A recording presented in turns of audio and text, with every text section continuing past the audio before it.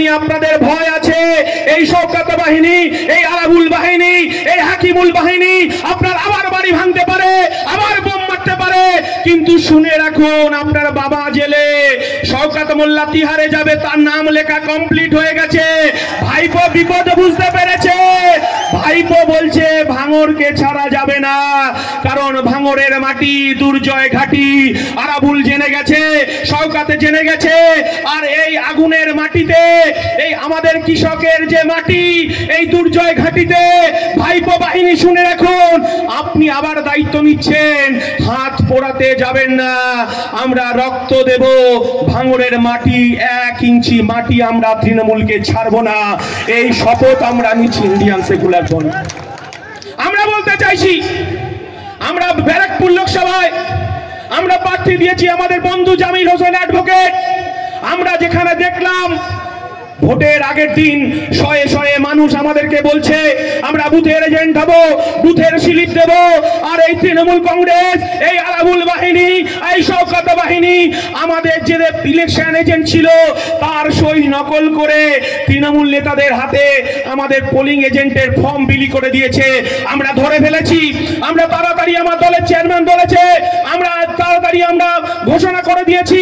ECI দিল্লিকে আমরা খবর পাঠিয়েছি, আমরা রাজ্যপালকে খবর পাঠিয়েছি। আমরা রুখে দিতে পেরেছি তাদের ষড়যন্ত্র। এই রকম ষড়যন্ত্র আবার লাল ঝান্ডা বাহিনী করতে পারে, তৃণমূল বাহিনী করতে পারে। আর সুযোগ বুঝে বিজেপিও সুযোগ নিতে পারে। কারণ আপনারা শুনে রাখুন, যাহাই বিজেপি তাহাই তৃণমূল, যাহাই তৃণমূল তাহাই বিজেপি। ইন্ডিয়ান সেকুলার ফ্রন্ট বলেনি, আমার দলের চেয়ারম্যান বলেনি, ওদের দলের নেতা যিনি সারদা নারদা এমপিএস রোজ ভ্যালির টাকা খেয়ে তিনি এখন পাগলা সেজে বীজপুরের মাটিতে শুয়ে রয়েছে। আমরা বলতে চাইছি, প্রতিনিয়ত আমাদের ষড়যন্ত্র। আমরা যদি রাস্তার সামনে দিয়ে দুপা হেঁটে যাই, আমি কারিবুলকে বলবো, আমি আমাদের রাইনুরকে বলবো, ভাঙড়ের নেতাদেরকে বলবো, আপনারা বলবো, আপনারা আজ থেকে রাতের বেলা পাহারা দিন, যে পাহারা আমরা 1992 সালে দিয়েছিলাম। পশ্চিম বাংলার মানুষ 1992 সালে আমার যারা চাচারা এসেছেন, আমার যারা চাচিরা এসেছেন, আমার যারা কাকারা এসেছেন, কাকিরা এসেছেন, 1992 সালে ফিরে যান। সেদিন আমরা উত্তরপ্রদেশে কি দেখলাম? ভারতবর্ষের সংবিধান, ভারতবর্ষের ঐতিহ্য, ভারতবর্ষের কৃষ্টি, এই বিজেপি, এই আরএসএস ভারতবর্ষের সংস্কৃতি, ভারতবর্ষের কৃষ্টি, ভারতবর্ষের ঐতিহ্য, বাবরি মসজিদ ধ্বংস করেছিল। সেদিনকে পশ্চিমবঙ্গ ছাড়া আমরা দেখেছিলাম সারা ভারতবর্ষে সাম্প্রদায়িক আগুন জ্বলতে দেখেছিলাম আমরা। সেদিন আমার বাবা মা শঙ্কিত হয়েছিল। আমরা তখন 3-4 পড়ি, তখন আমার বাবা বলছে বাড়ির থেকে বেরোস না, বাড়ির লাইট বন্ধ করে রেখে দিতে হবে, কারণ যদি আবার পশ্চিম বাংলার মাটিতে আবার সাম্প্রদায়িক আগুন জ্বলে। তখন রাত 10টার সময় আমার বাবা পাশের মুসলমান পাড়া থেকে মিটিং করে এসেছে, বাড়িতে এসে আমার মাকে আশ্বাস দিচ্ছে, আমাদেরকে আশ্বাস দিচ্ছে, বলছে কোনো ভয় নেই, কারণ আমার বাবা মসজিদ কমিটির সঙ্গে মিটিং করে এসেছে। আমার চাচারা মাথায় টুপি পরে, আমার চাচিরা বোরখা পরে, আমার মা, আমার কাকিমারা, আমার জেঠা, আমার জেঠিমারা রাতের অন্ধকারে হাতে হাত রেখে রাতের অন্ধকারে মসজিদকে পাহারা দিয়েছে। আমার ভাইরা, আমার মায়েরা, যারা মায়েরা, আমার চাচিরা বোরখা পরে, আমার চাচারা টুপি পরে মসজিদকে পাহারা দিয়েছে। পশ্চিম বাংলায় সাম্প্রদায়িক সম্প্রীতি নষ্ট হতে দেইনি। আমরা সেই বাংলা চাইছি, আমার ইন্ডিয়ান সেকুলার ফ্রন্ট সেই বাংলা চাইছে। আমরা বলতে চাইছি, আমার মুসলমান ভাইরা তারা নিরাপদে মসজিদে টুপি পরে নামাজ পড়বে। আমার হিন্দু ভাইরা, আমার হিন্দু মায়েরা মন্দিরে গিয়ে ঘন্টা বাজাবে, পুজো করবে। আর মমতা বন্দ্যোপাধ্যায়ের নেত্রী এই সায়নী ঘোষের মতো শিবলিঙ্গে কন্ডম পরানোর নির্দেশ আমার দলের চেয়ারম্যান দেয় না, আমার দলের সেনাপতি দেয় না। আমরা বলছি, প্রত্যেকটা ধর্ম মানুষের আবেগ, প্রত্যেকটা ধর্ম মানুষের বিশ্বাস। এই ধর্মকে আঘাত করা যাবে না, ধর্মকে মানুষের আমাদের রাজনীতির সঙ্গে মেশানো যাবে না। আমরা এই কথাটা বলছি। আদিবাসী মানুষ তারা জল জমি জঙ্গলের অধিকারের কথা বলবে, তারা টুসু পুজো করবে, করণ পুজো করবে, তারা জল জমি জঙ্গলের অধিকারের কথা বলবে। আর আমার মতুয়া ভাইরা তারা হরিচাঁদ গুরুচাঁদের পুজো করবে ডঙ্কা বাজিয়ে। আর আমার খ্রিস্টান ভাইরা তারা গির্জায় গিয়ে প্রার্থনা করবে। এই বাংলা আমরা দেখতে চাইছি।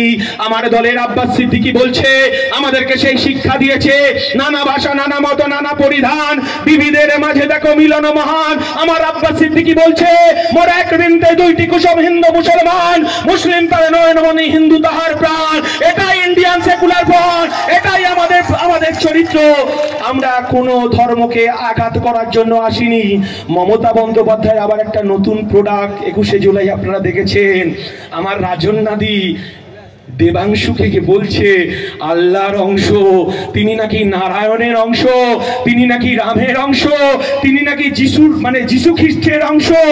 আমরা বলতে চাইছি তৃণমূল আর কত নিচে নামবে? কারণ আমরা দেখেছি বাবুল সুপ্রিয় আসানসোলে, আমরা কি দেখলাম? বাবুল সুপ্রিয় বিজেপি সাংসদ, সেখানে আমরা কি দেখলাম? বাবুল সুপ্রিয় সেখানে রক্তে হাত রাঙালো, সাম্প্রদায়িক দাঙ্গা বাঁধালো। তিনি মন্ত্রিত্ব টিকিয়ে রাখার জন্য আরএসএস, বিজেপি, নরেন্দ্র মোদী, অমিত শাহকে খুশি করার জন্য হিন্দু মুসলমানের দাঙ্গা লাগালো। সেখানে আমরা আসানসোলে কি দেখলাম? আসানসোলে দেখলাম আমার এক মসজিদের ইমাম, তার 16 বছরের ছেলেকে খুন করা হলো। রক্তে বাবুল সুপ্রিয় দল সেখানে তারা স্নান করলো, আর এক দল যুবক কপালে তিলক কেটে, গেরুয়া পোশাক নিয়ে তিলক কেটে বলছে জয় শ্রীরাম। তারা উন্মাদ হয়ে নাচছে আসানসোলে, বলছে এখানে সংখ্যালঘু ভাইদের মুক্ত আসানসোল করব। আর একদল ভাই যখন বলছে এই বাবুল সুপ্রিয় শেষ দেখে ছাড়বো, আমরা আমাদের যে ভাইকে খুন করেছে আমরা তার বদলা নেব। আর আমার সেই ইমাম মসজিদ থেকে টুপি পরে বেরিয়ে বলছে, হাত জোড়ো করে বলছে, বাবা আমি আর অশান্তি চাই না, আমি সম্প্রীতির বাংলাকে দেখতে চাই। আমার সন্তানকে বিজেপি খুন করেছে, আরএসএস এর বাবুল সুপ্রিয় খুন করেছে, আমি আর চাই না কোনো হিন্দু ঘরের আমার মতো ছেলে খুন হতে, আমি চাই না আমার মুসলমানের আর কোনো ভাইয়ের ছেলেকে খুন হতে। আমি সম্প্রীতির বাংলা দেখতে চাই, যেখানে একদিকে আজান বাজবে, একদিকে ঘন্টা বাজবে। এই বাংলার কথা আমরা ইন্ডিয়ান সেকুলার ফ্রন্ট বলতে চাইছি। আর মমতা বন্দ্যোপাধ্যায় যদি তার অপরাধ থাকে, এই পশ্চিম বাংলায় বিজেপিকে ডেকে নিয়ে এসেছে। আর যখন আমরা হিন্দু পাড়ায় যাচ্ছি, এই মমতা বন্দ্যোপাধ্যায় বলছে এটা টুপি পরা মুসলমানের দল। আর যখন আমরা মুসলমান পাড়ায় যাচ্ছি, এই মমতা বন্দ্যোপাধ্যায় বলছে এটা বিজেপির দালাল। আমরা বলতে চাইছি সায়নদী শুনে রাখুন, আপনি তো সিপিএম এর রিজেক্টেড প্রোডাক্ট। আপনাকে পশ্চিম বাংলার মানুষ দেখেছে নন্দনের সামনে দাঁড়িয়ে মমতা বন্দ্যোপাধ্যায়কে গালি দিতে। আপনি যেমন সিপিএম এর রিজেক্ট প্রোডাক্ট, আর শওকত মোল্লাও সিপিএম এর রিজেক্ট প্রোডাক্ট। আমরা জানি এদেরকে চিনে নিতে হবে, এদেরকে জেনে নিতে হবে। এদেরকে ভাঙড়ে 1 ইঞ্চি জমি ছাড়া যাবে না, কারণ আমাদের কাছে বোমা নেই, পিস্তল নেই। আমাদের কাছে নওশাদ সিদ্দিকীর 5 টাকার কলম আছে।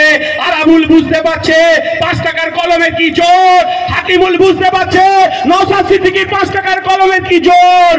হাকিমুল সাহেব আপনাকে বলে রাখছি, আপনি যতই জিন্দাবাদ জিন্দাবাদ করুন, আমরা আর একটা মামলা আপনার বাবার বিরুদ্ধে জুড়ব। সেটা হচ্ছে আপনার বাবা যখন 15ই আগস্টে জাতীয় পতাকা তুলছিল, পায়ের তলায় আপনার বাবার জাতীয় পতাকা ছিল, আর আপনার বাবা স্যালুট দিচ্ছে জাতীয় পতাকার দিকে। রাষ্ট্রদ্রোহিতার মামলা আমরা নিয়ে আসবো, কারণ ভারতবর্ষের জাতীয় পতাকাকে আপনার বাবা অবমাননা করেছে। খুনের বদলা আমরা নেব এই 5 টাকার কলম দিয়ে। আরাবুল বাহিনী, শওকত বাহিনী শুনে রাখুন, আমাদের দেয়ালে পিঠ থেকে গেছে, আমাদেরকে বোমা দিয়ে আটকানো যাবে না।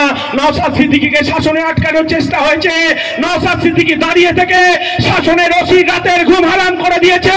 এই নওশাদ সিদ্দিকী পশ্চিমবঙ্গের ইলেকশন কমিশন আর ভারত সরকারের ইলেকশন কমিশনের রাতের ঘুম হারাম করে দিয়েছে। আর এই শওকত বাহিনী আর ভাইপো বাহিনী আপনারা যদি মনে করেন আবার 1.5 লাখ 2 লাখ ভোটে মিমি চক্রবর্তীর মতো আবার ভোট লুটাবে, তাহলে শুনে রাখুন আমাদের শেষ রক্ত বিন্দু দিয়েও আমরা বুথকে আনলে রেখে নূরে আলমকে আমরা খাম চিহ্নে ভোট দিয়ে পার্লামেন্টে পাঠাবো।